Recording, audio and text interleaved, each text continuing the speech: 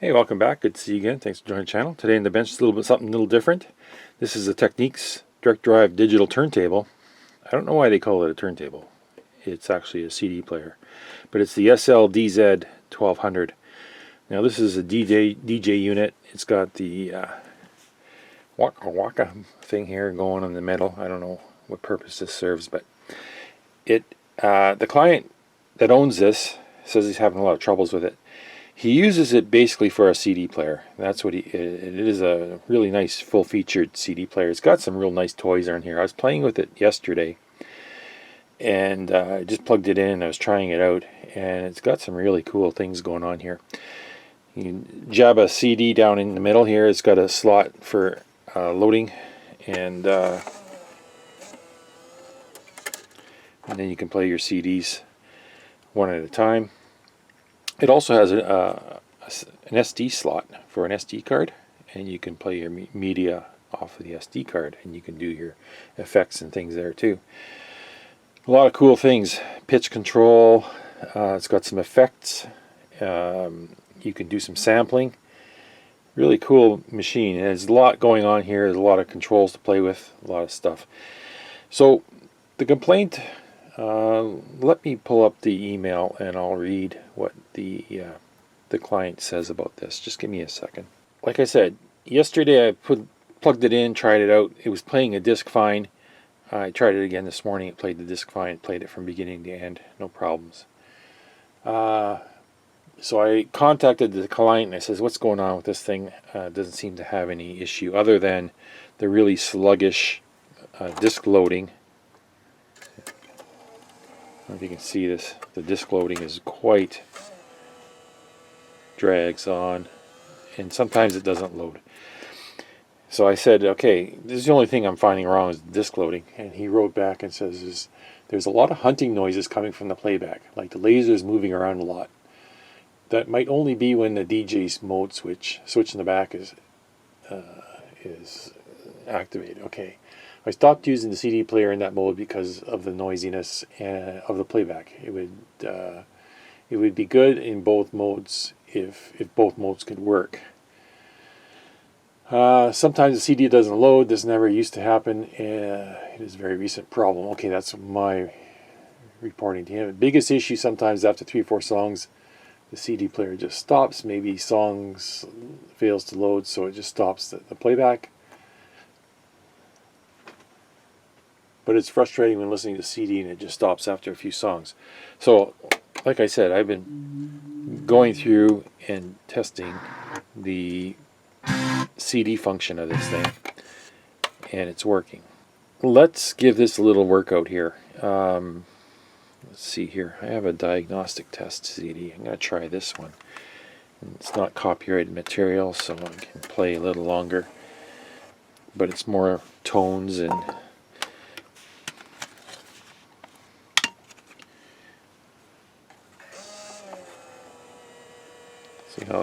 See, it doesn't want to load. I have to repair that for sure.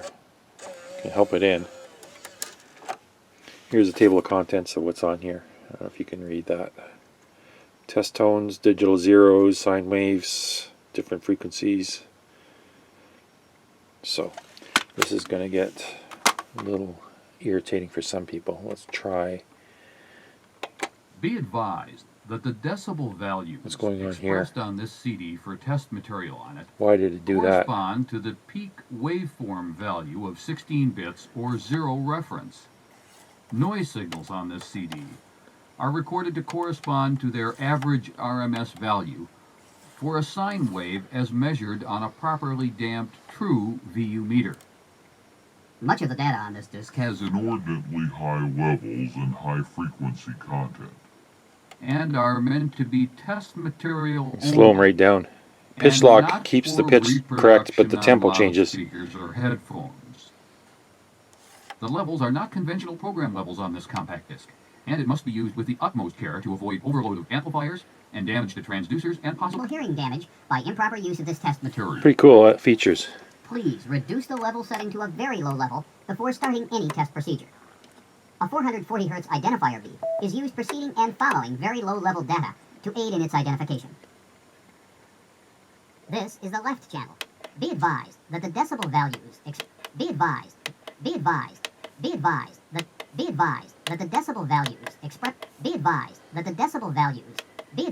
that the decibel values This is the left channel. My voice should be coming through the left channel only.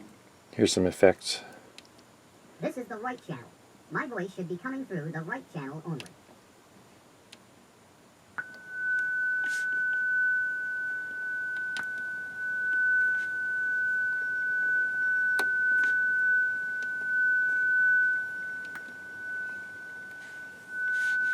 Final simulator.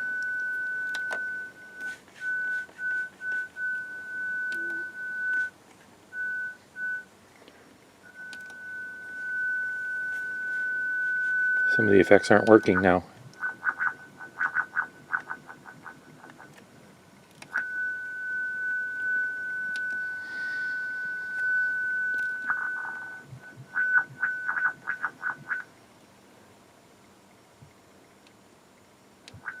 Air hammer.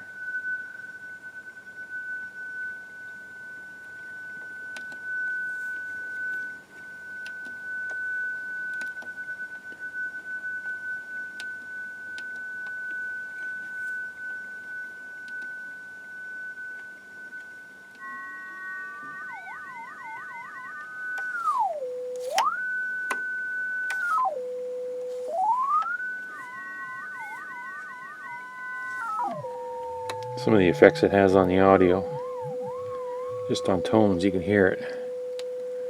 Crush ring.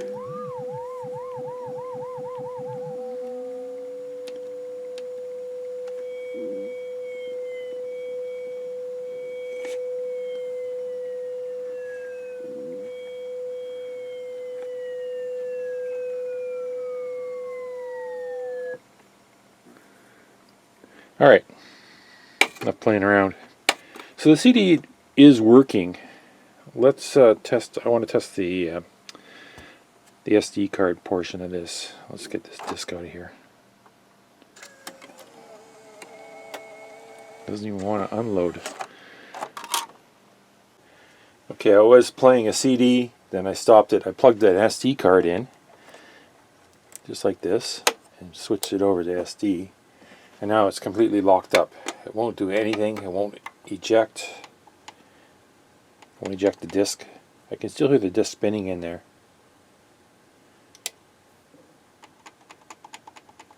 Seems to have some real difficulty with control.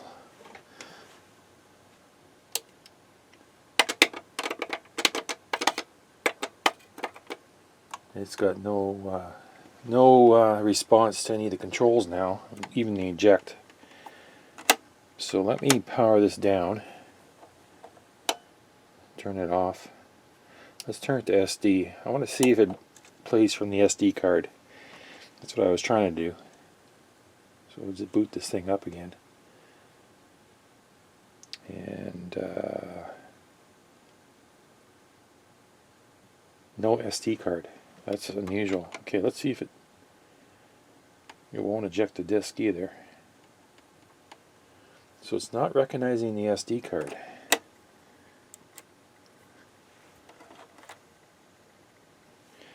It's not a Chinese card, it's a Lexar Platinum. Oops, there we go.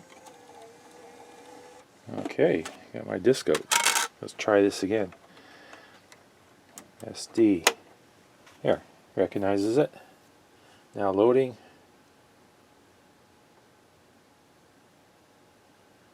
Might take a while because there's about a gigabyte of music on this card. So that might take a while. I don't know if it's doing anything right now. It might be locked up, or it might be just loading data, but there's no indication, there's no lights flashing, there's no movement on the display here.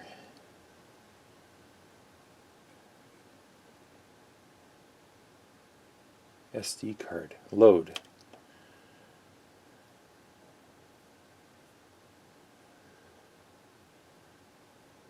I expect to see some kind of menu system here that I can scroll through.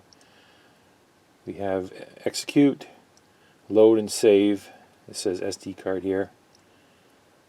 S-pads, panel, vinyl, simulate, dynamic FX. Okay, these are FX. So I think I'll just wait a little bit longer here and see if it's going to come back. There's a gigabyte of data on there. It shouldn't have that much trouble reading the table of contents of this card. It should be pretty quick. So I've been playing this about an hour on CD, and it seemed to work flawlessly for that hour. But now I don't know if it's messed up or what's going on. It seems to be locked up.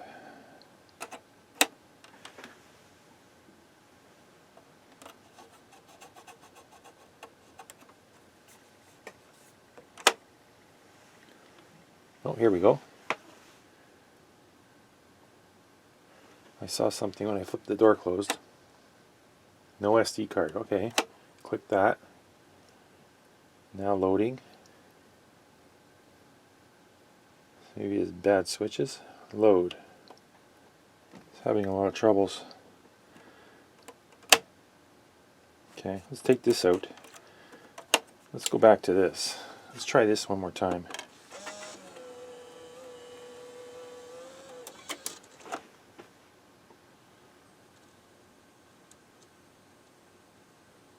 Okay, CD's working fine. Play.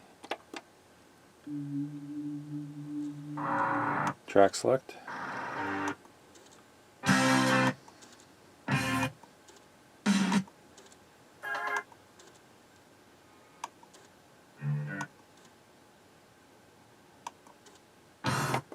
Okay, that is working. Eject.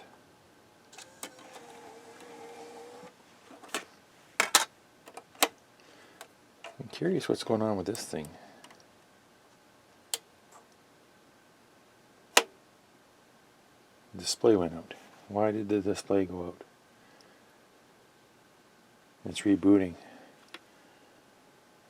It's weird.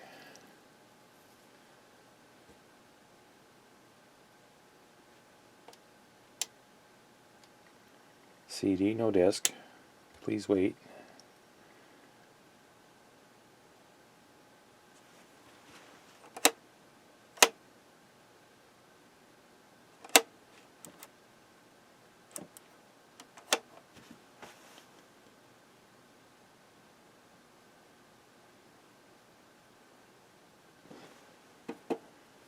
If we have bad connections inside, because it seems to be really intermittent on what it wants to do and doesn't want to do.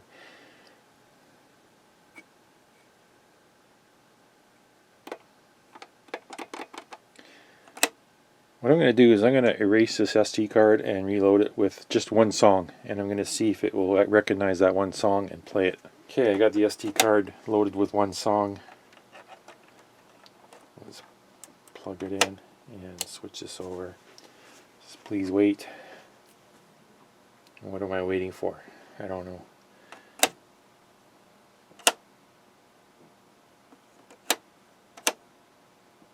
Yeah, it's not responding. Got dirty switches? Is that what's going on here? No, it's locked up.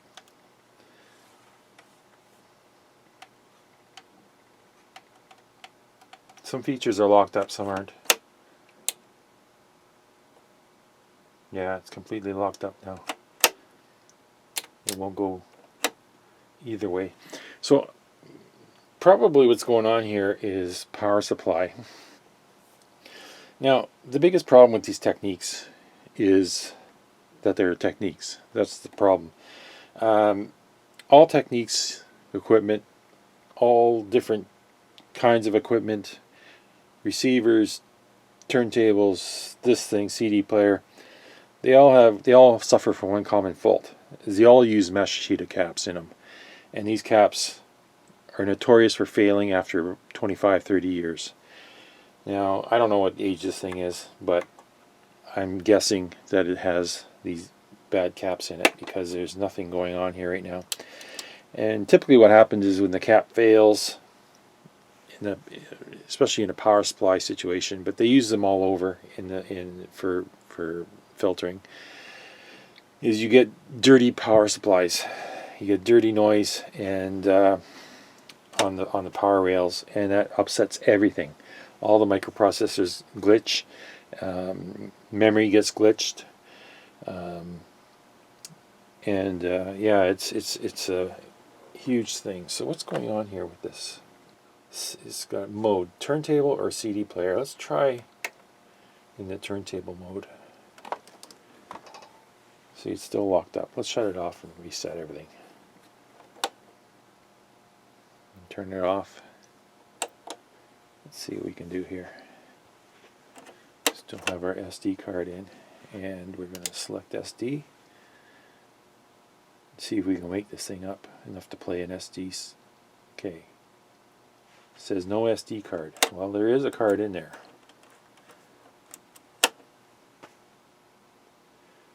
But it's not recognizing it. There we go. Now loading.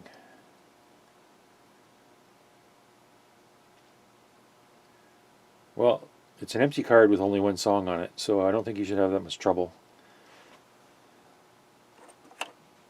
Let's try that again.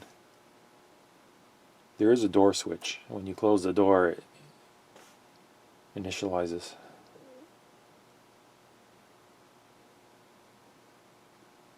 Yeah. I have a feeling this thing just loaded with bad caps. It's not doing anything.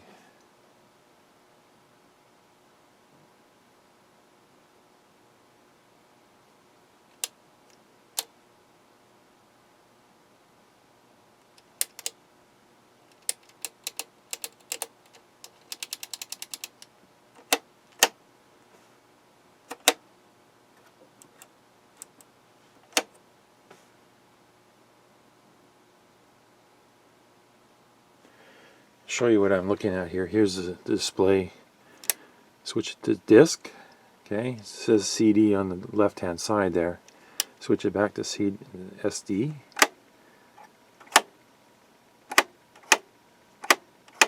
Open, closing the door.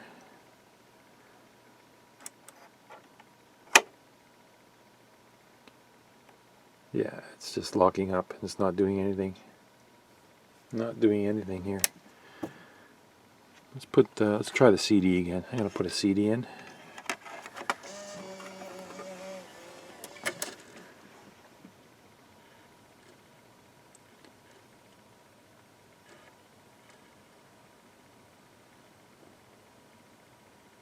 Now it's having troubles with the disc.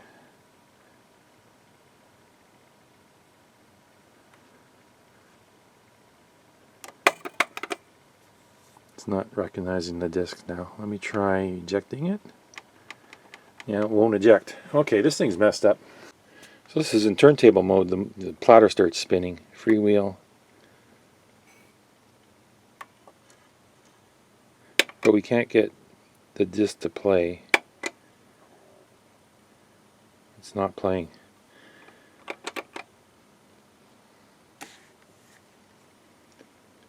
Stop. Let's load the disc. Pull the disc out. Cannot eject. Why not? Press pause. Okay, pause.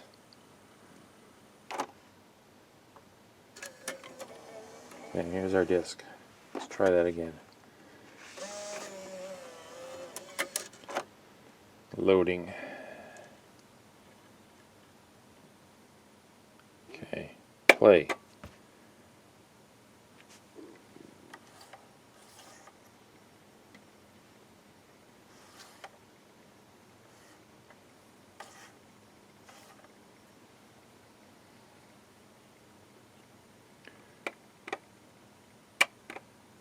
Will not play music in this mode.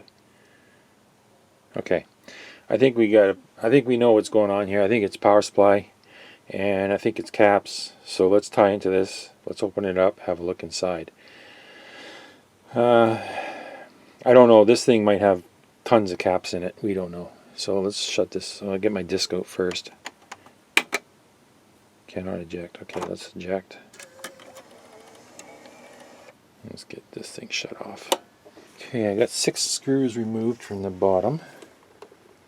Let's see. There might be more to this. I don't know.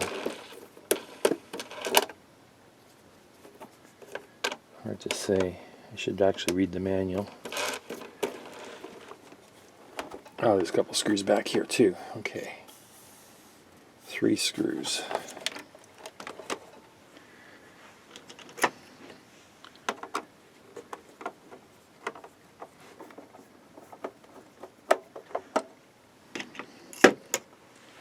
Let's have a look in the front here. Is there any screws hiding in the sides? Doesn't appear to be. Okay. Let's flip it over.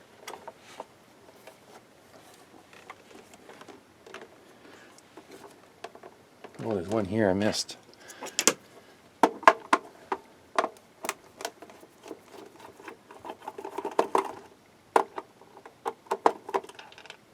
Okay. Does that help? Yeah. Okay, it's quite heavy. And I think you need to get in this way.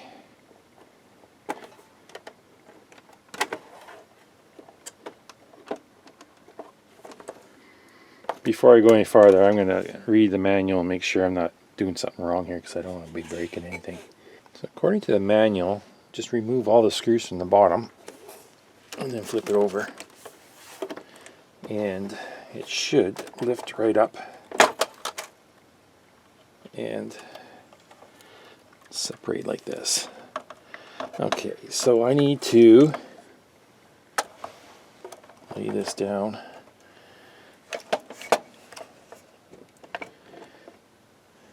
And we can inspect everything here.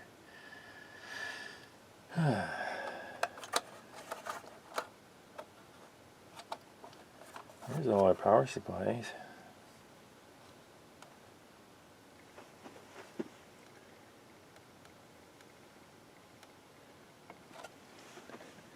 We have a lot of these surface mount caps. Some of these could be problematic. There's quite a few of them here.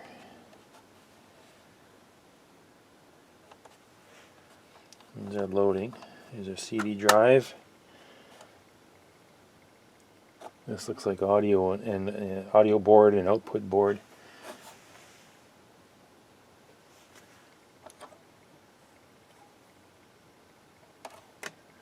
Not seeing a lot of. I'm not seeing any leaking caps yet.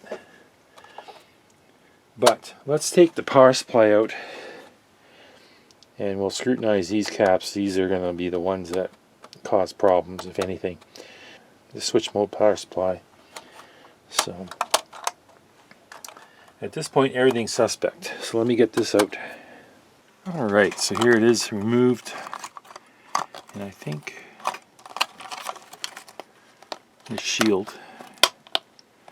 Let me just remove the shield.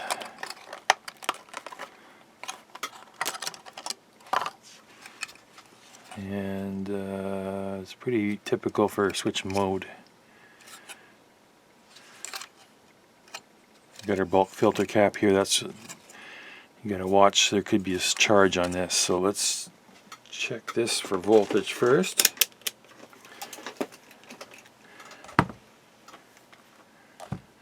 And let's see what we got. Where is that cap? Right here. It should be down. Oh, we got 2.6 volts. Which is safe.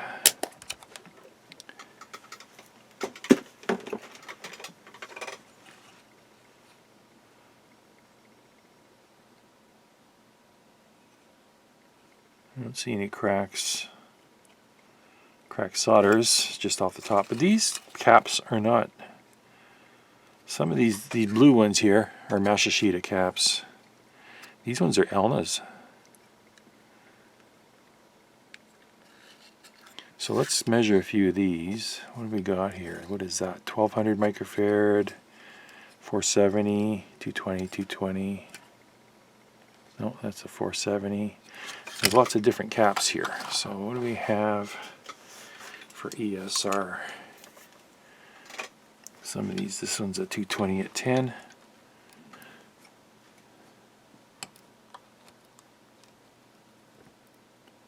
That one's good. 220 at 35. That's good. What? What did it say? Yeah, okay. Here's a little one here. What is this one?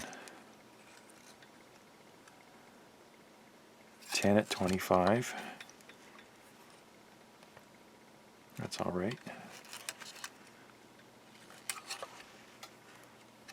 This one here is fine.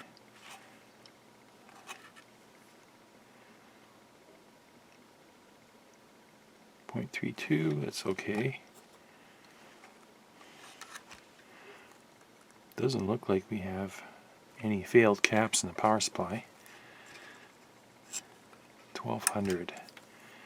I might just yank a couple out and test them on my other machine, because this one here is, it's okay for spot checking, but it only really picks up the really super bad caps. It doesn't pick up ones that are half, you know, half hanging in there and still partially alive.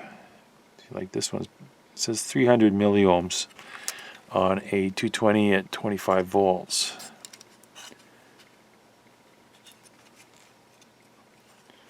So I might just pull a couple of these bigger ones out and test them.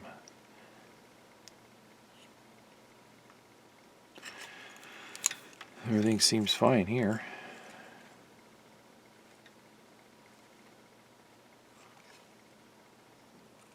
There's really no caps on the primary side except for the main bulk one. Oh, here's one. Didn't see that one. But if this cap here fails, then it probably wouldn't start up. And it is starting up. It's starting to look like those surface mount caps are gone, and we might have a problem with that. So let me pull a few of these out. I'm going to test them out of circuit, and then I'll bring you back in and let you know if I find anything. Alright, so I yanked probably 4 or 5 caps out of here, this cluster, and I checked them, and they're all within tolerance. They're fine. I don't see any issues with these caps at all. And I don't see any issues with this power supply at all. Now, this might not be the power supply we're having problems with. There might be local power supplies on the boards that are causing problems. Also, this is a 7815 regulator chip right here. This regulator might go bad, and so that could be suspect too. A lot of these times these regulators go bad, especially this one here. It's got no heatsink on it, but we don't know. We don't know how much current it delivers, and it might be perfectly fine, but I'm going to put this aside for now, and we're going to focus on other parts. I checked the back for cracked solders, and I didn't see any with a magnifying lens. Yeah, I don't think our problem lays here. So next up I want to look at these caps. These caps are really suspicious because a lot of times they go bad, and this is right in that sweet spot area when this thing was built. Let's see if I can find a date code here. I don't see any numbers. But if this is 1990s vintage or in that decade, a lot of these caps will be garbage. So let's check a few of these right now. Just quick like. And we'll confirm or deny our suspicions. Now this is part of the CD drive. This is, you know, with the cable going straight in. And let's just see what we got. Here's 100 microfarad. And we got 1.8 ohms. That's not good. 470. We got 740 milliohms on a 470 microfarad. That's not good either. Let me see here. Get my thing zeroed. Let's zero this thing first. Here's a 330 microfarad. We've got 300 milliohms. That's, yeah.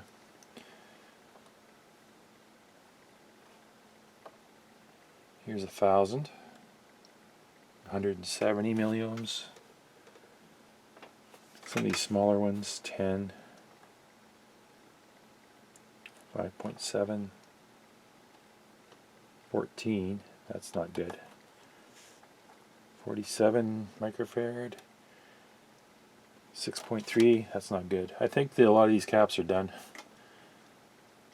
This one here is at 10 at 25. Got 870 milliohms. There's another 10. 1 ohm. So there's quite a difference between those two caps. They should have been closer to in ESR than they are. So this is confirming we've got problems here. 13 ohms on a 10. That's no good. 13 ohms. Yeah, that's no good. Another 10.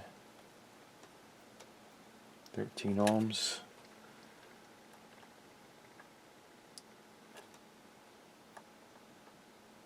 $10 ohms on a 10. That's better. And this is a 1 at 50. I'm going to have to see. This probably won't even read.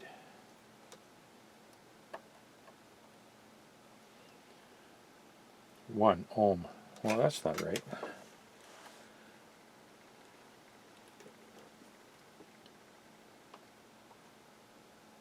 So I'm looking here.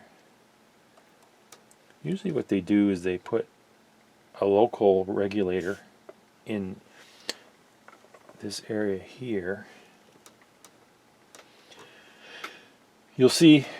Typically you'll see a MOSFET, you see an inductor, and then you see a cluster of caps. And that's what you're looking at. If you see that, it's actually a local power supply. Maybe I should zoom you in so you can see better.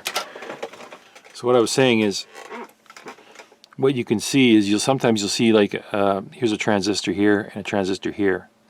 These might be just regulators, series regulators, and sometimes they have switching regulators. They'll have like a transistor and an inductor. You'll see an inductor somewhere in this cluster, and then they'll have caps clustered around it. And what they're usually doing is they're doing buck conversion. So they take a higher voltage and they buck it down to a lower voltage that the chip uses, right?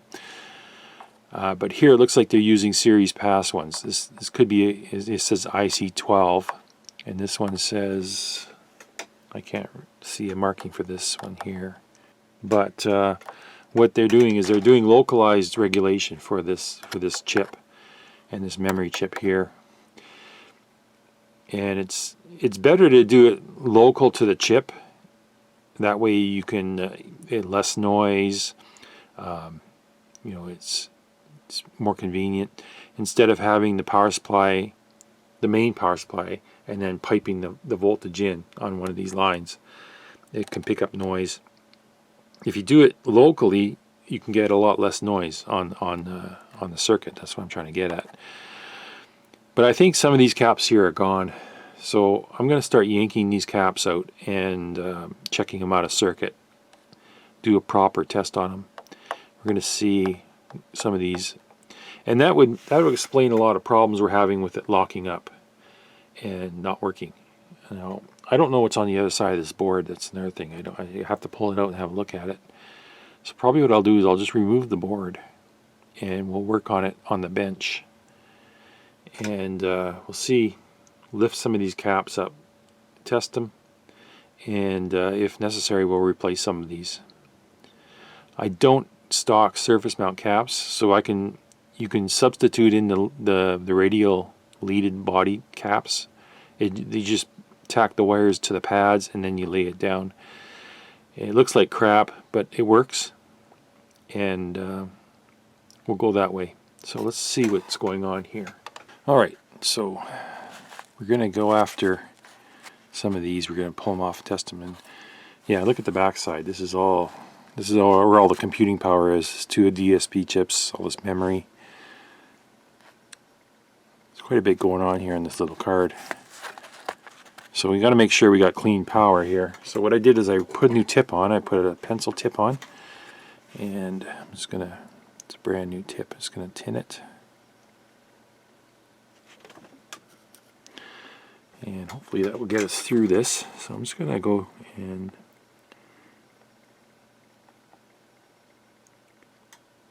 lift some of these caps.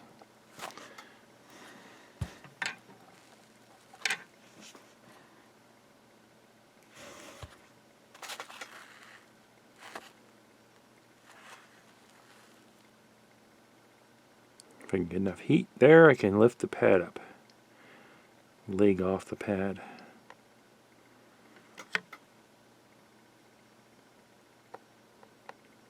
Iron does not want to keep up. Let's try this side.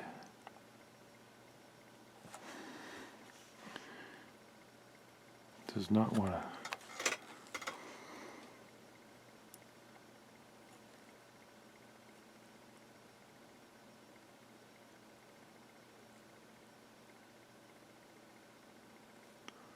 Come on.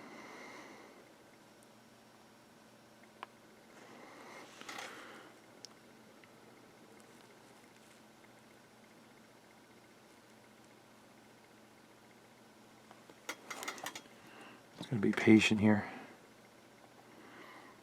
Definitely don't want to rip a pad off a board.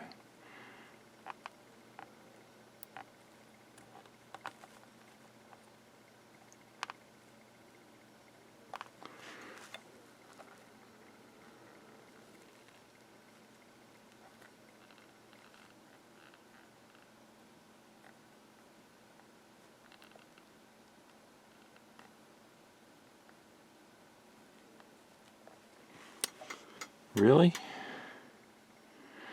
You're gonna fight me all the way.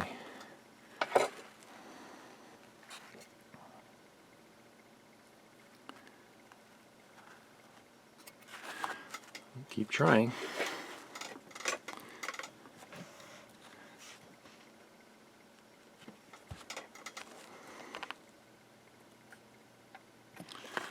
Let me try a little flux on this.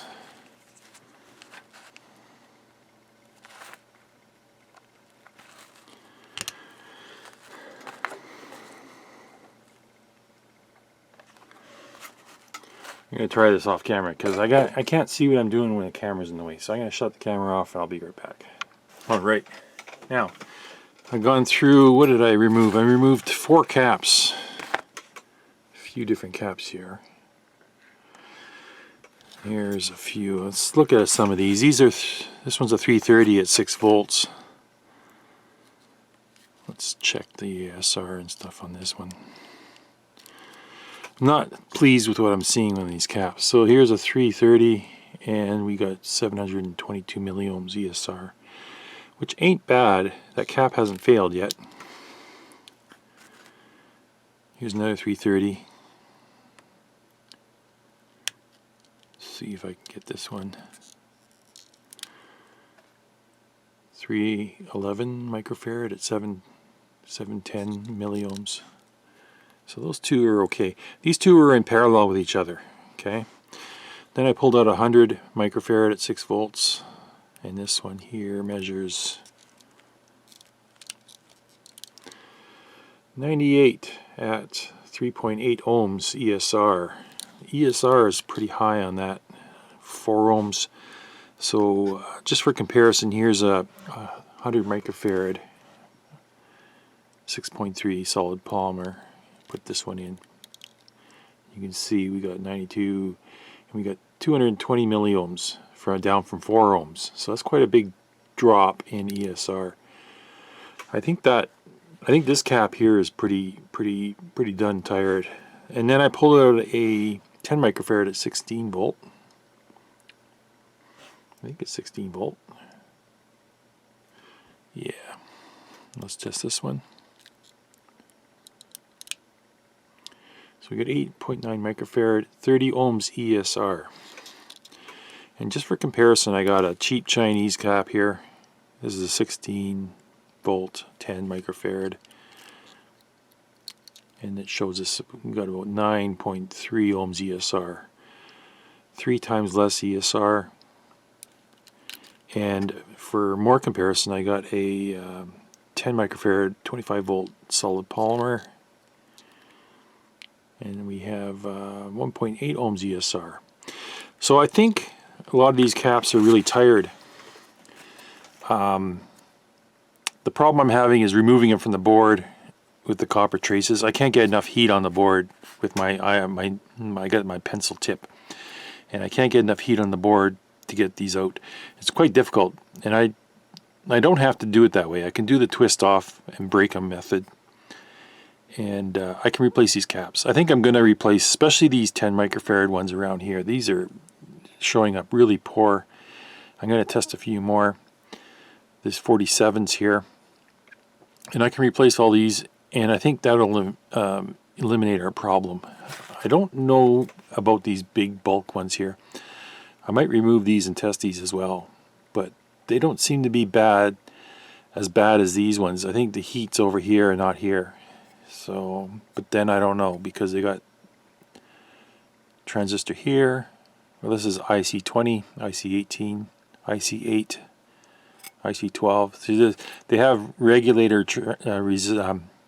They got regulator ICs all the way through here. So there's probably a lot of heat on this board. Not to mention the heat that comes from them chips. So I think I'm just going to go do a recap on this. I was kind of looking for a reason not to, but I think all signs point to bad caps. So I think I better get busy and just do this. Alright, that wasn't easy. I don't want to be doing that too often. But managed to replace them all. Except for one. I left the 1 microfarad in place. I think it's okay. And I did check the schematic. All these caps are sitting on power supply feeds. And those little 3-legged devices I was pointing at are voltage regulators. So this is all good. Pulled out a lot of dead caps and put some good ones in. This should fix up a lot of the problems this thing was experiencing. Put the power supply back in. I'm going to put it back in and test it, and then I'm going to use some silicon, and I'm going to anchor the tops of these caps so they don't drift around. I don't think they will, but they're just to make it safe. And then we're going to pull out the CD drive and work on that next. Alright, let's see what we can do for this thing. What do we need here? A screwdriver.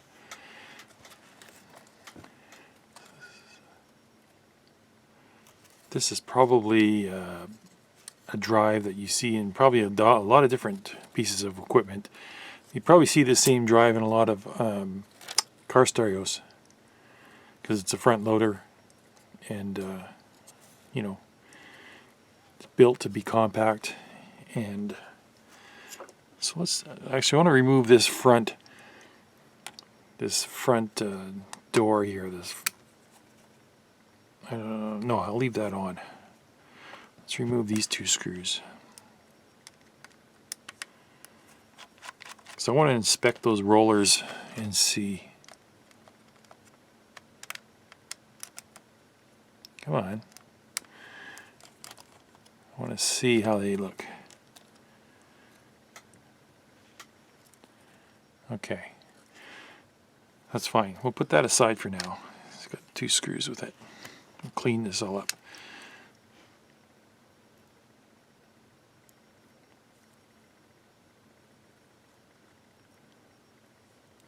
So what I'll do is I'll blow, look at the dust in there. I'll blow all that out with compressed air. But we'll get to that in a bit. I'm going to start looking at this thing. Let's remove this. Just want to lift that up, take that out. Okay.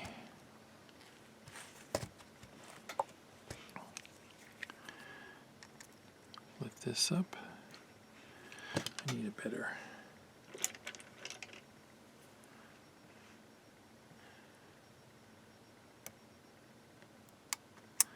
Okay, I'm going to remove this board, so I want to remove some of this connectors here.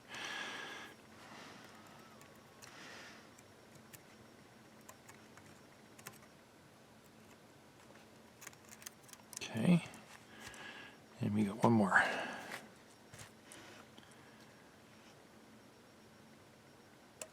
Is this one locked down?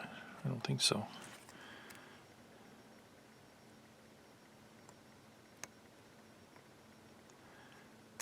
There we go.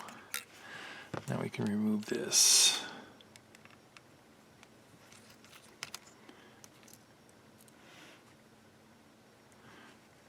One there. There's only one screw holding it. Yeah. Unbelievable.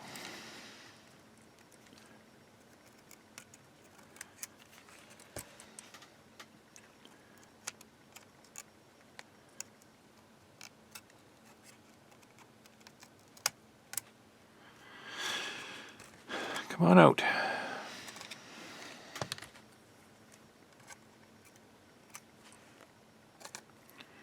Something's holding here. What is it?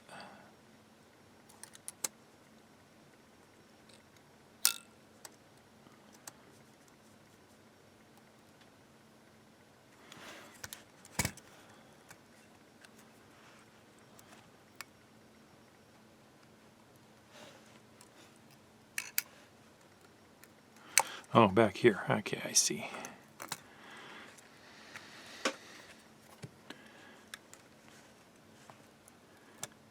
Just give it a little push. There we go.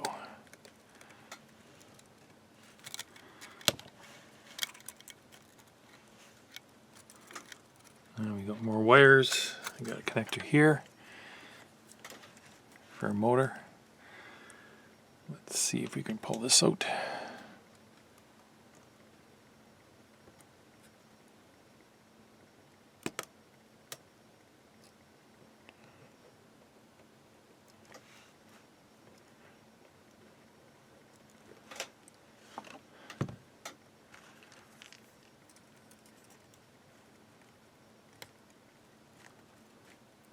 There we go. And look what we got, more caps. That's what I was afraid of.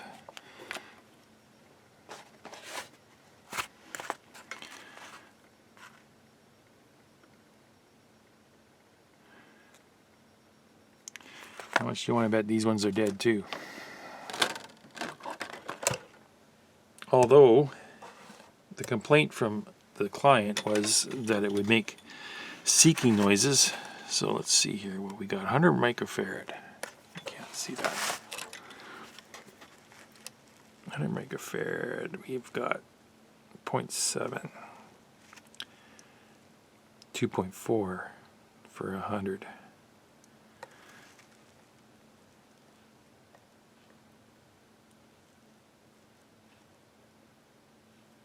Point 7,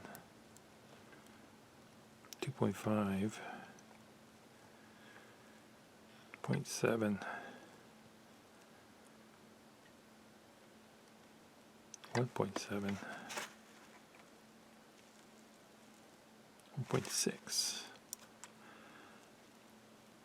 A lot of these are be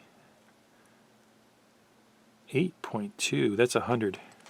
That one's terrible.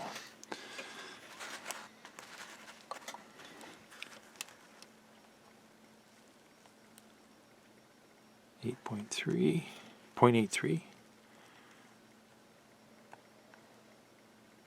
0.84,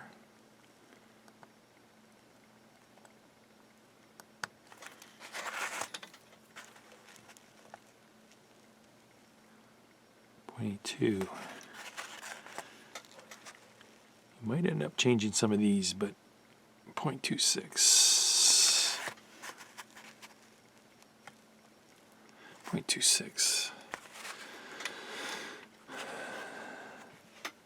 The problem with changing these is clearance. We don't have a lot of room. We got gears and mechanisms. I can't put a big honking cap on here and then have it sticking up.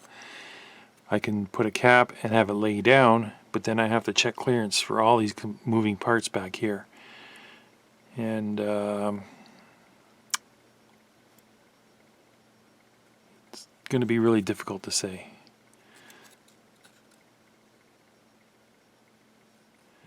I'll think about this, but let's look at this mechanism.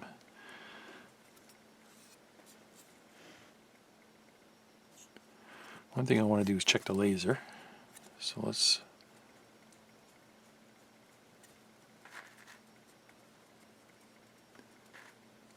and I can see the laser in there. It looks kind of dusty. It's got a good layer of dust. So let's get a clean swab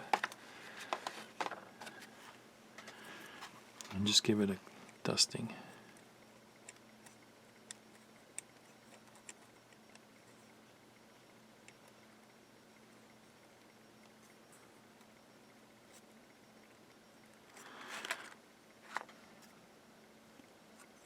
You can see it in there.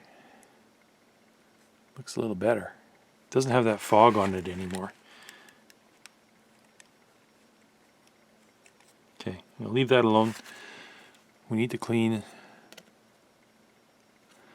the mechanism that sucks the disc in. There's our roller right here. This roller, this gray roller, that's what rotates and sucks the disc in. It's a rubber and it's tapered. It's really thin in the center and then it gets wider, so it doesn't contact it only contacts the disc on the edge. Now it's got, I can see right here, see all this crap stuck to the roller right here. That needs to be cleaned off.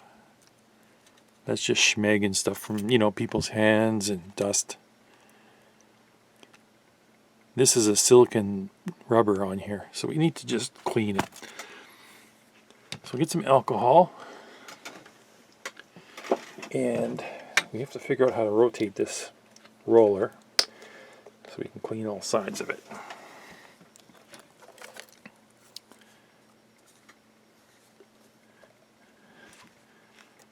Because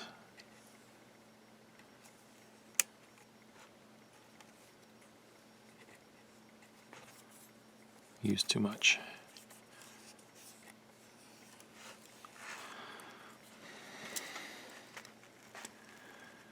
How do we rotate it?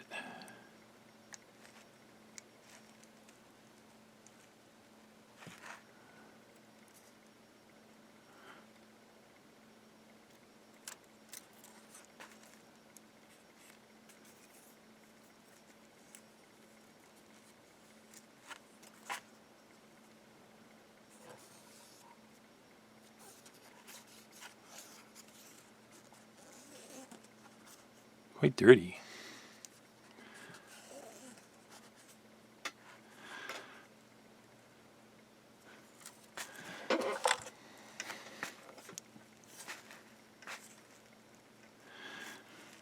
This gear rotates this gear, which turns this worm gear. This worm gear attaches to that. I think if I take this screw out,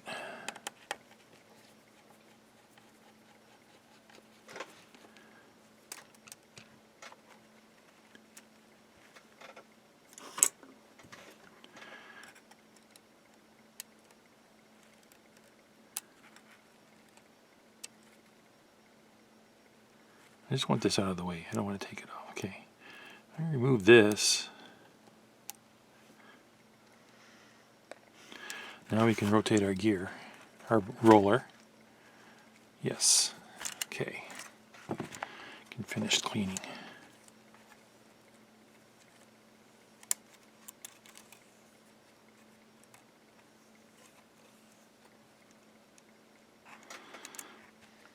Get out of my way.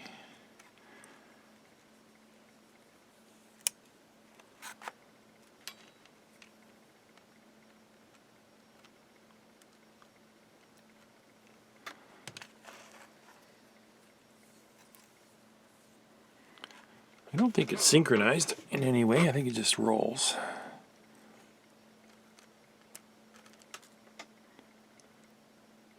Is it even moving?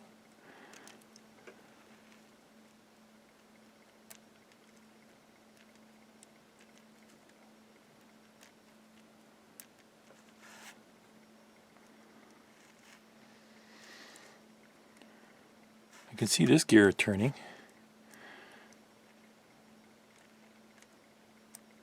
Oh yeah, it's turning.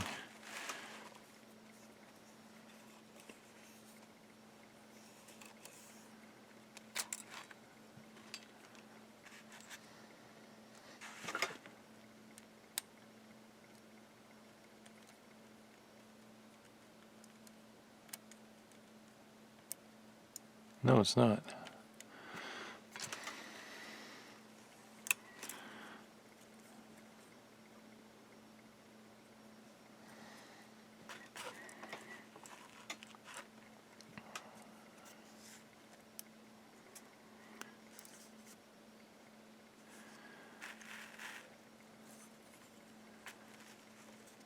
How do I spin that?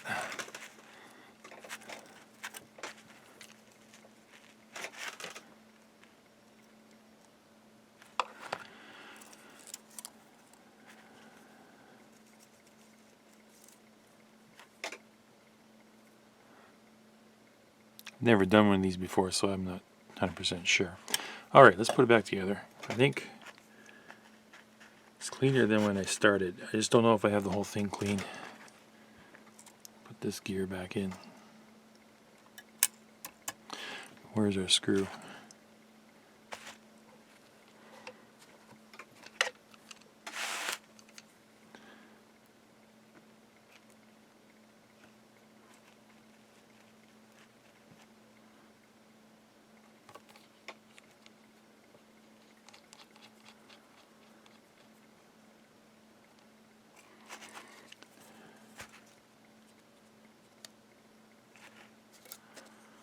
Something's not right. There we go.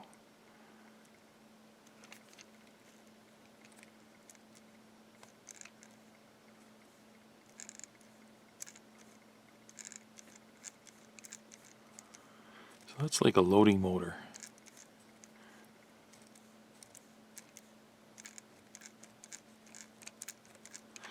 See, I don't know, this roller is not spinning. Maybe that's a problem. Or is that by design?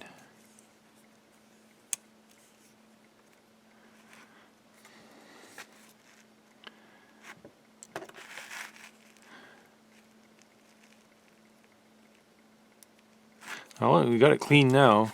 This roller is nice and clean. Look at the filth we got off of it.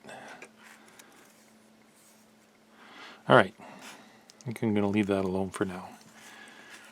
Laser's clean. Put that back. I think we're done everything we can do here.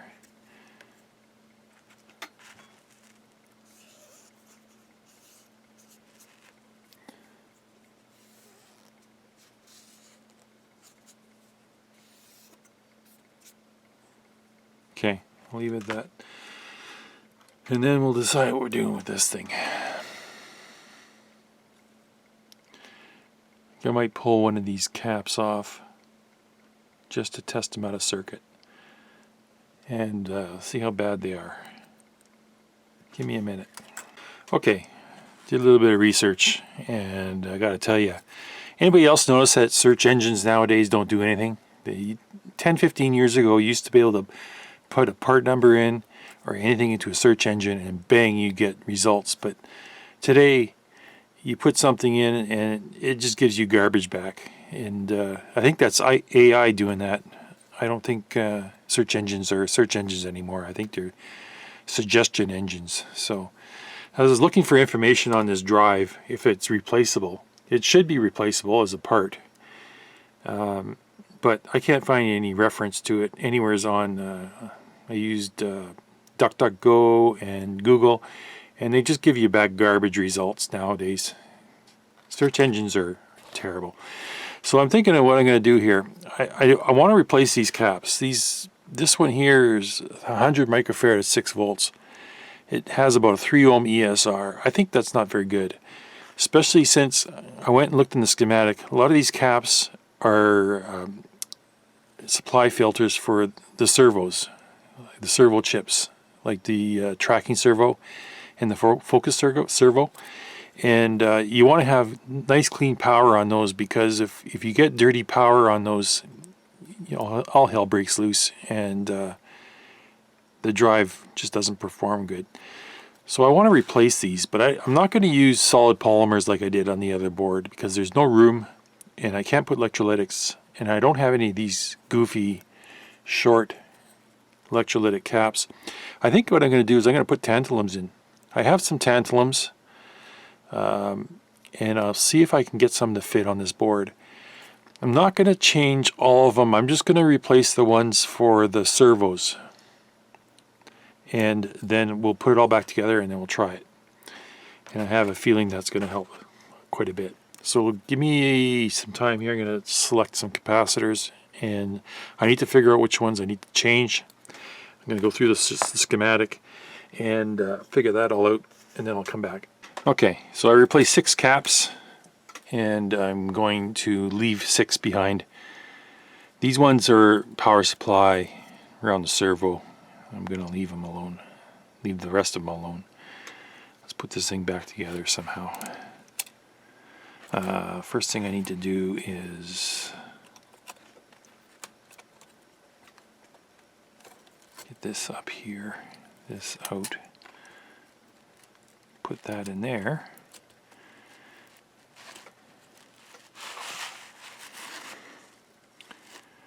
I need to get this side in.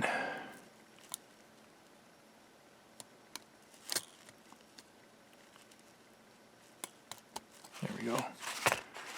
All right. Oops.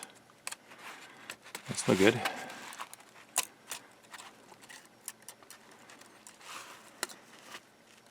Let's try that again.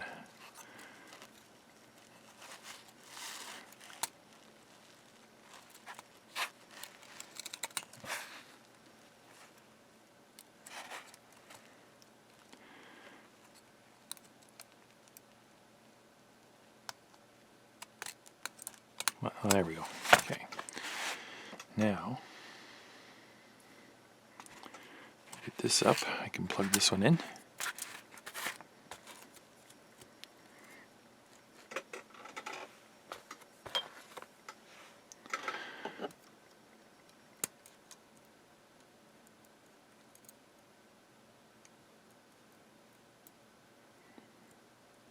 Okay.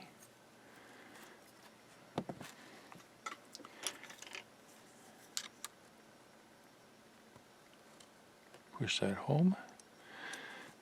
Got it.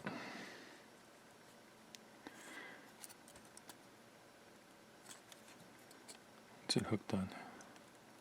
This thing.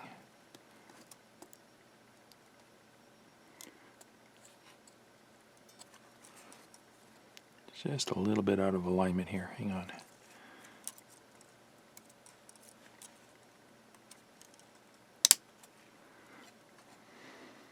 This side popped out again.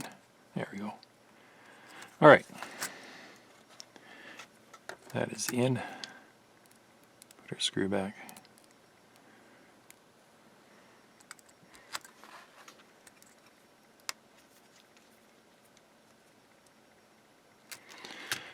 Redo our connectors.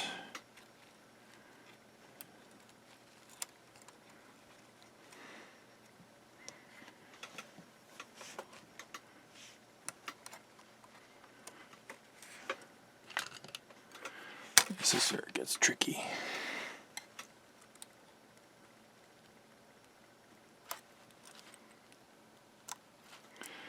Okay.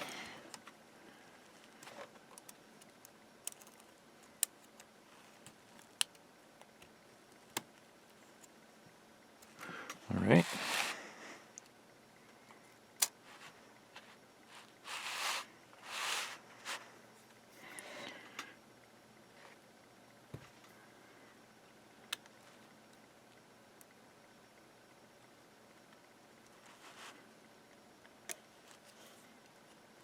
Okay.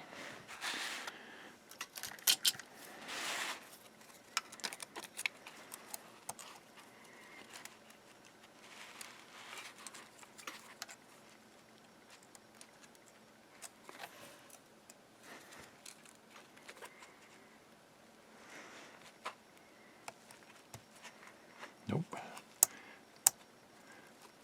It's crooked.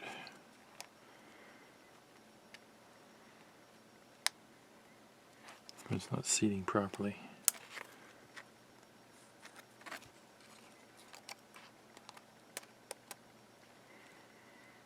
Looks like it's there. A little bit crooked. Well, we'll go with that for now. Everything else is connected. Double check. Okay. Now we need our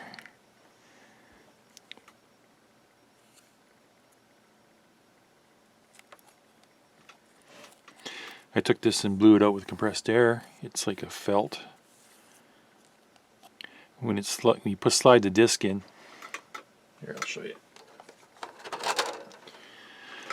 When you slide the disc in, its job is to wipe the dust off.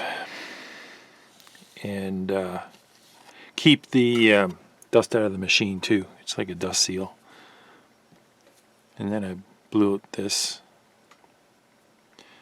So this is the inside. This here, this goes like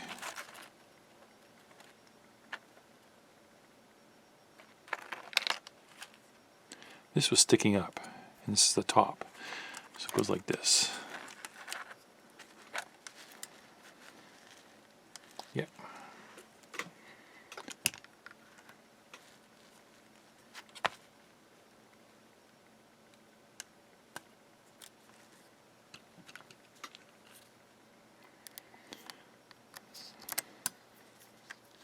Just checking the ESR, those caps I pulled out there, 100 microfarad, you got 2 ohms ESR or more. And then the ones I was putting in, the tantalums, they had an ESR of about 500 milliohms.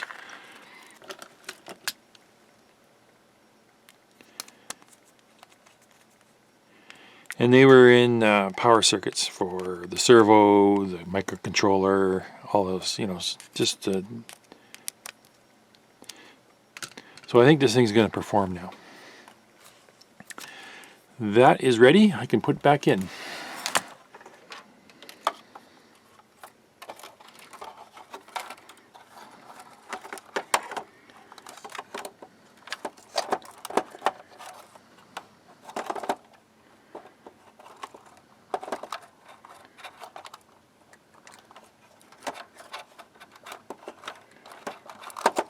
Why won't it fit?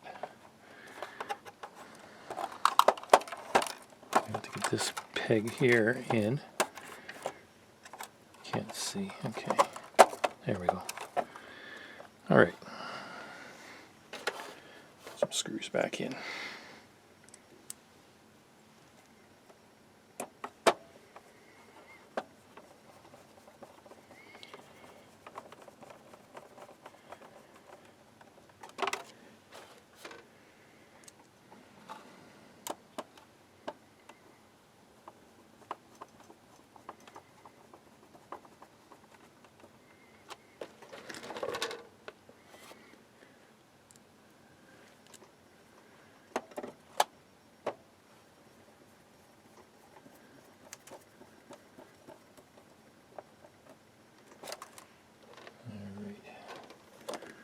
One more here.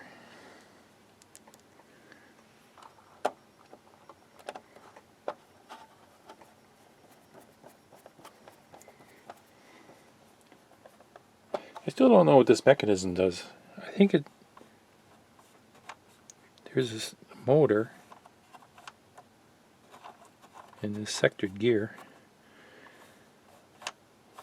I don't know what it does. Is it like a lock for... I don't know. Don't know.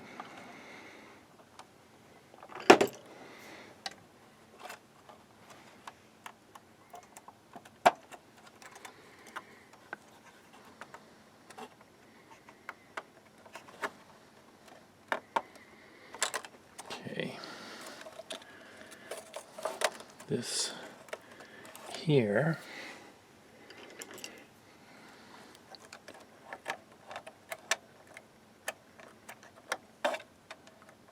Okay, so we're open there.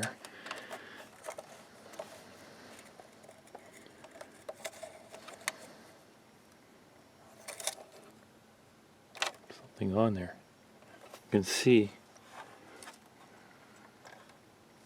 it might be flux or something. I can clean that off.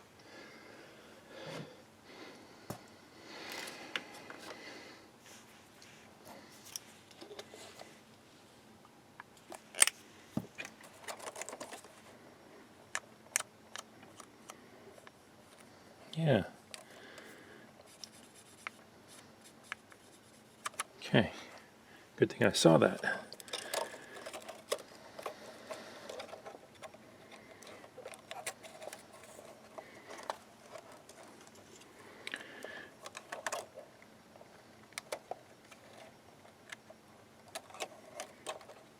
All right. Push it home. Okay, we're home there. and lock it in.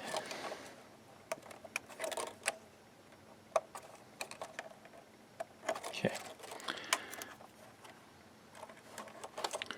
And this one.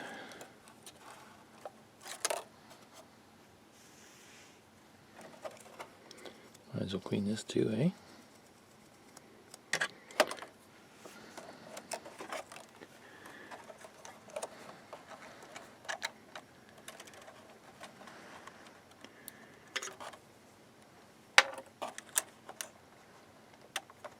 Push it home. There it is. Alright, that's connected. This is missing. What is that? Oh, that's this one. Okay.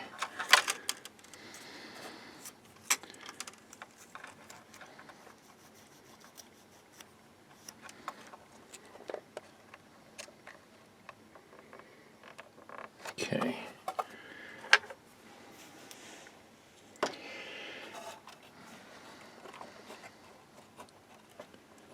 Ground screw.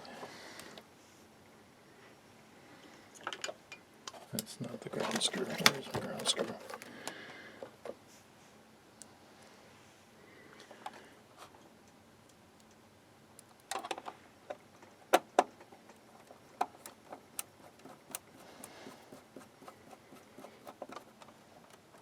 Okay. We are connected. Everything is back together. And we can test. So I'll flip this back up. Now I haven't looked at anything here.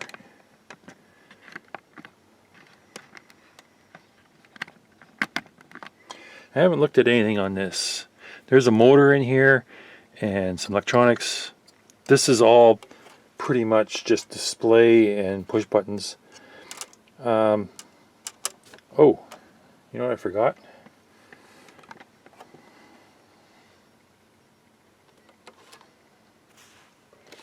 I forgot this shield. I have to take these two screws out and I'll put the shield on. I can do that right now. It would still run without it. I don't like having pieces left over on my bench when I'm done, so there, back in place. These screws are in, these screws are in, everything's in. Now, like I was saying, I haven't done anything with this. This is all like LEDs and push buttons, switches. There's a potentiometer here. I'm not going to do anything with that. I wouldn't mind looking at inside here, but I don't know how to get in at the moment. It's got this big nut holding it all together, I think. I have to read the instructions on in the manual. But we'll deal with that later. Let's just give it a test now. I'm going to put the lid back on and we'll give it a test.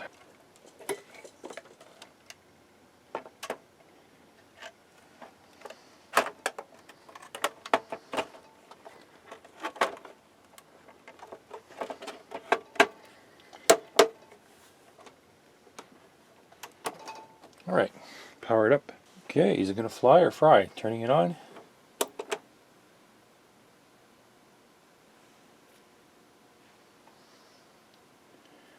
We have our display up. Okay.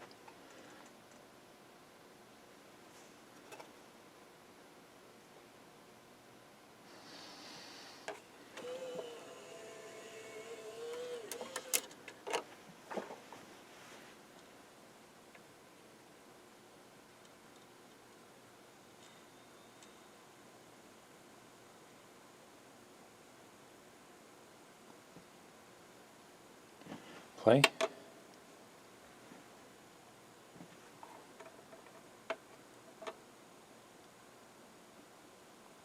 Oh, I want you to play.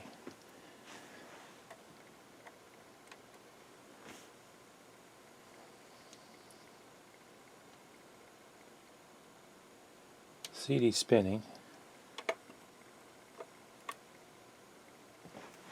What if I flip the switch? I don't know.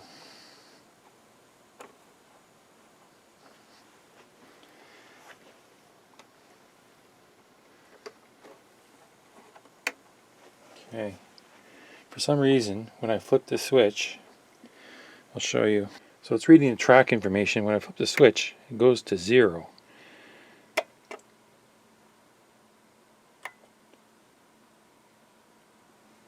Reverse, forward. Be advised Oh, there it that the goes. decibel values expressed Oh. on this CD for test material on it It is working. correspond to the waveform value of 16 bits or 0 reference. Noise signals on this CD are recorded to correspond to their average RMS value for a sine wave as measured on a properly damped true VU meter. Try the tempo. Much of the data on this disc has inordinately high levels and high frequency content, and are meant to be test material only, and not for reproduction on loudspeakers or headphones. The levels are not conventional Program levels on this compact disc, and it must be used with the utmost care to avoid overload of amplifiers. See it? You can, damage to track. oh, this thing's cool. Do so. You can move it by hand. Dance Reverse, to forward. Transduce. Now, this thing here, the 0, negative 0, and that's my pitch control. I can adjust that. Slow it down. Speed it up. Pretty cool. and possible hearing damage by improper use of this test material. Please reduce the level setting to a very low level before starting any test procedure. A 440 Hz identifier beep is used preceding and following very low-level data to aid in its identification. This is the left channel. This is the left channel. Yeah, it's working. Okay, great. That's what I wanted to see. I'll put it through the paces. In the manual, it has quite a bit of instruction on how to use this thing, so I want to play around with it, see what it's doing. But seems like it's working now. Forward, reverse, reverse.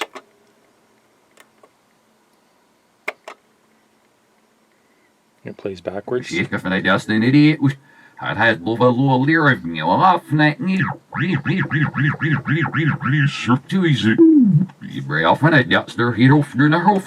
Okay. So I want to test the function of the SD card. Now I don't think it can recognize 8 GB cards. That's probably what was going on before. Let's see what else I have here. I have another card. What size is this? 8 GB. Okay. I might have to dig through my whole stash and see if I have a small card. Let's try this. Plug it in. It's reading. It's reading. And we're not getting anything here.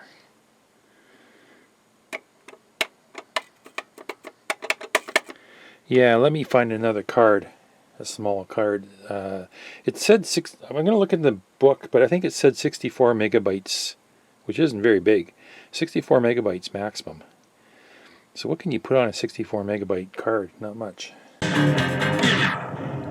Okay, got the SD card. I got a 512 megabyte. I don't know if that's going to work. Let's try it out. Stop that.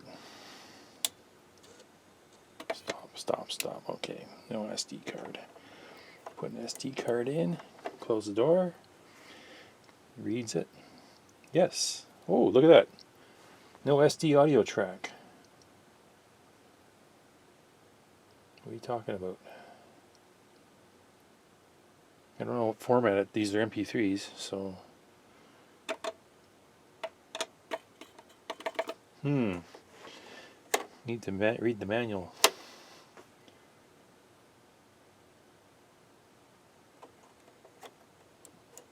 I don't know what the purpose of the SD card is. Maybe you record samples to it or tracks from the CD.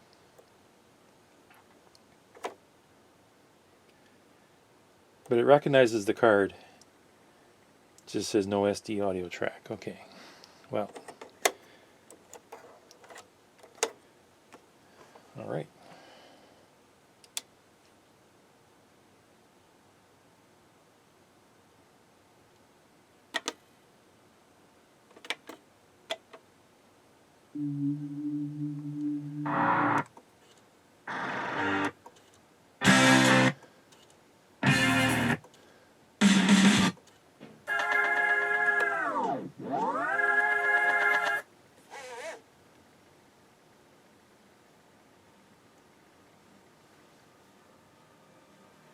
You ever want to play your CDs backwards, this is the machine to have.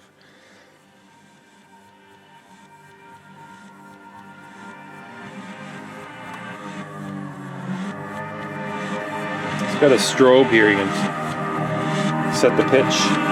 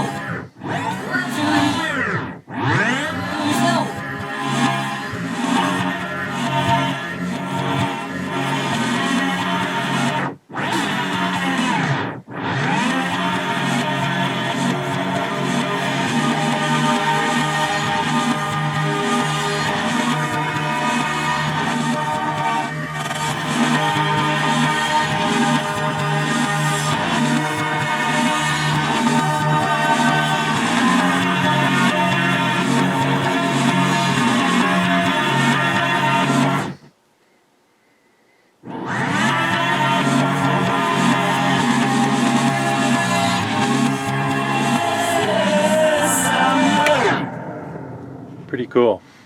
Okay, one more thing I want to do is I want to remove this center block here, the display module.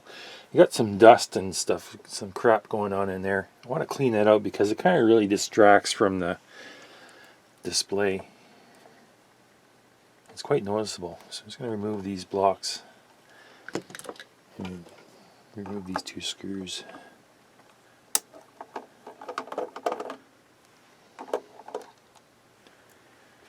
And let's see, this is loose too. I don't know if that's right. Get this out of the way. And on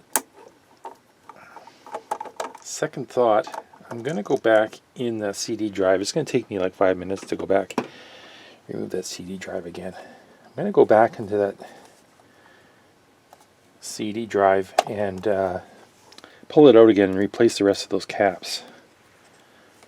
What have we got here? We have, remove this,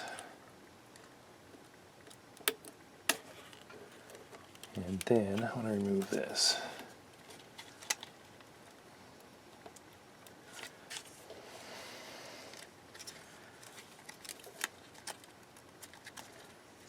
These wires are very thin, and you got to pull with quite a bit of force to get them out. Okay, so there's the display unit. It's got some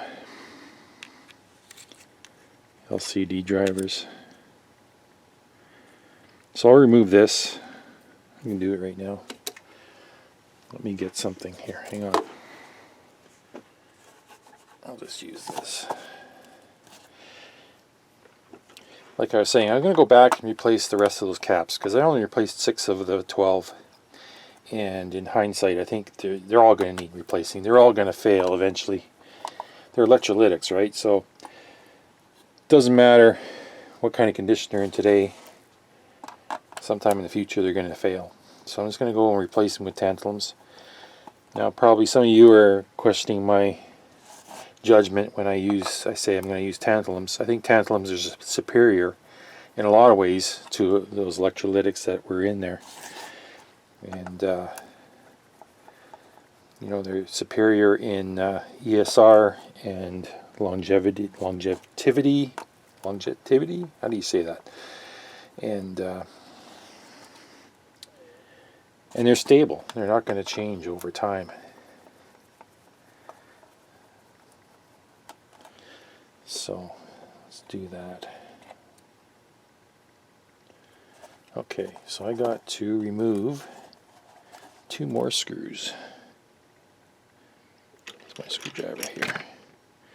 Wrong size.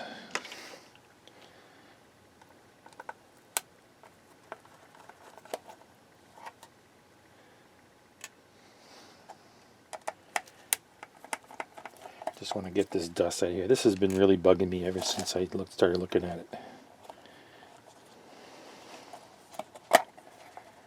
And this is clipped in here.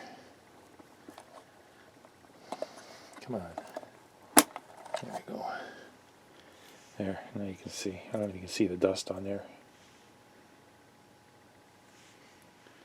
And then there's dust on the inside of this window. Okay, so let's get it lint free. Actually, let's get a paper towel. Give it a wipe. Yeah, that's way better now. This here.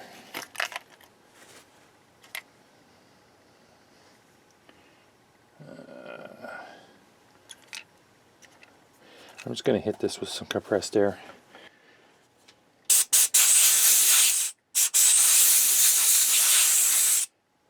And that's as good as it's going to get.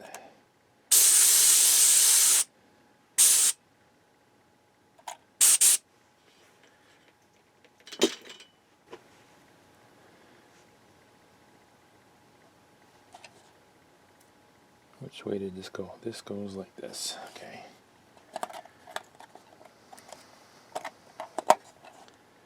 Alright, put this back together.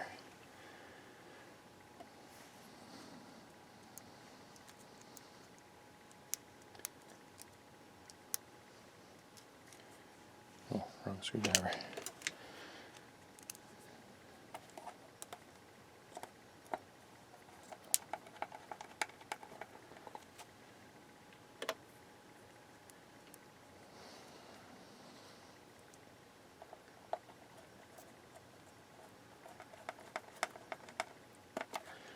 Okay, let's have a look at this. I think... No, there's still stuff there. Didn't get it with the air. Let's try another one more time. There's a big chunk of white stuff right here. I don't know if you can see it. See, it's on the inside. That's what I want to get out.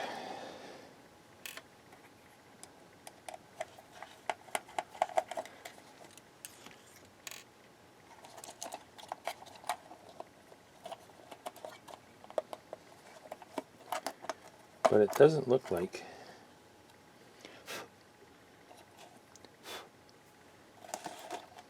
Looks like we got a lot of.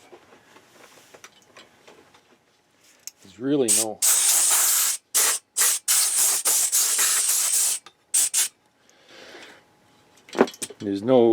There's no seal here, so the dust can come in and out as it pleases. Let's just get this back together and have a look. Okay, that's better.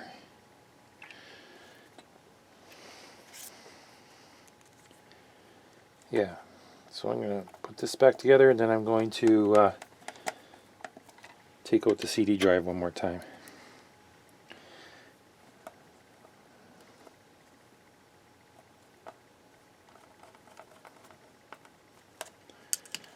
This has a lot of dust on it too. I'm going to give this a good clean. This is where it's all coming from.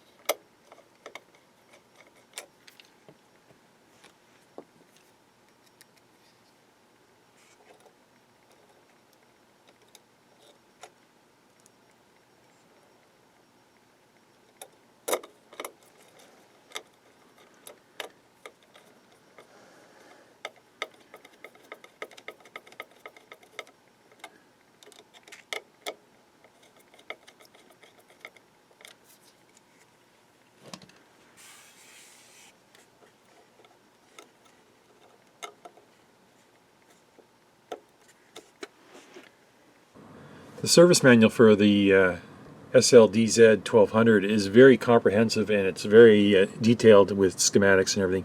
And it's also got a self-test function, self-diagnosis. And what you do is you press sample pad 3 and execute buttons while you turn the power on, and it puts it into device check mode. And you can go through and you can test quite a few things. Let me see here. Shows you here what things it tests, and it comes up on the LCD screen.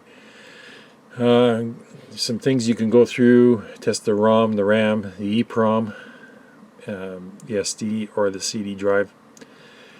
Now, it also talks about a few other things: brake test, speed test, and then you can test all the LEDs. LEDs, save, load, insert the for testing the SD slot, and then you can test the CD drive.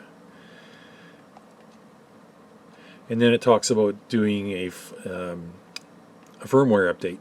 Now, I'm kind of, well, I did go and look on the Panasonic website for firmware. And no thanks to them, there's nothing there. Panasonic, they redirect me to the Technics page, and there's really nothing on that page other than firmware for a few devices that aren't relevant. But it has the instructions on how to do a firmware update. Now, I did find the firmware elsewhere by doing a search. Now, am I going to do firmware? No, I'm not going to do firmware because I don't think it's really necessary. If it's not broken, don't F around with it. If it's working fine, just leave it alone. You can do more damage with firmware updates than doing any good, in my opinion. So it's really not necessary. I know some people love doing their firmware updates. I don't recommend it just because. It's got all the instructions here in the service manual. Now, it does have some troubleshooting here. Let's see. You got your block diagrams, which are helpful for the power supply. And then it does have some flow charts for troubleshooting if you're having real troubles with certain issues. Now, 99% of the time you're not going to need any of this. Probably what's going on is bad caps, which happened in my situation here. This thing was built in 2005, so that makes it 20 years old. Now these caps that they put in are 20 years old now, and they're already failing. So chances are, if you have issues with your machine, like it's locking up, it's doing weird stuff, it's probably caps. So you can go through and do the self-test, but it probably won't help you because you're going to get random results, right? And then you can go through the flow charts and try and figure it out. But it's probably likely going to point back to the capacitors on the system board and the CD drive. And then you have some more troubleshooting stuff going on here. You can go through power supplies, display related, CD related,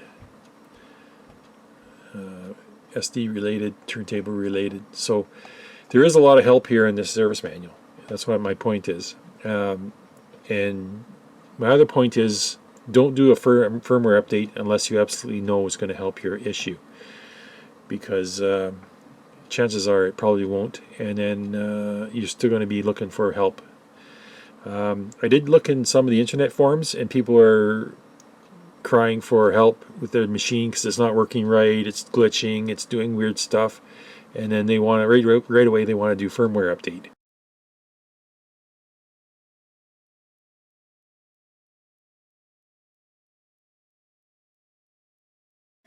So these surface mount electrolytics, 20 years old, and they're already failed, and to the point where it renders the machine not usable.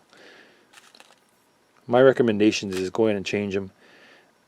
Use a higher quality cap than these electrolytics. You want to get away from using a wet electrolyte cap. You want to go to a solid electrolyte, like a solid polymer, tantalum, or MLCC. And that's what I did in this case. I replaced all the ones on the control board with solid polymers, and then when I went into the CD drive, I replaced all of those caps that failed with either tantalums or MLCC ceramics, and you'll be problem free for the next 100 years. Anyways, that's my opinion anyway. Some people probably have different opinions.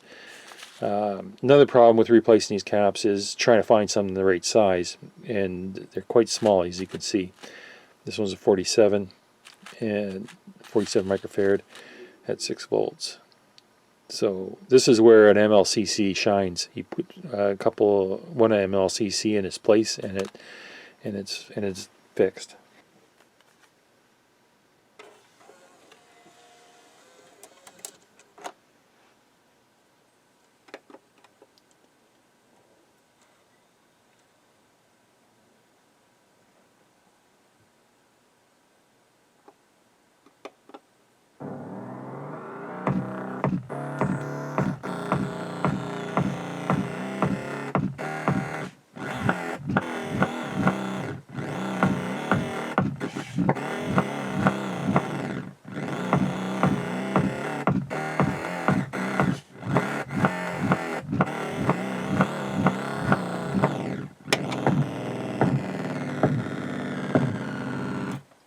Alright, that's wrapping it up for this one. I'm going to have some fun playing around with this, make some beats, drop some beats, yeah.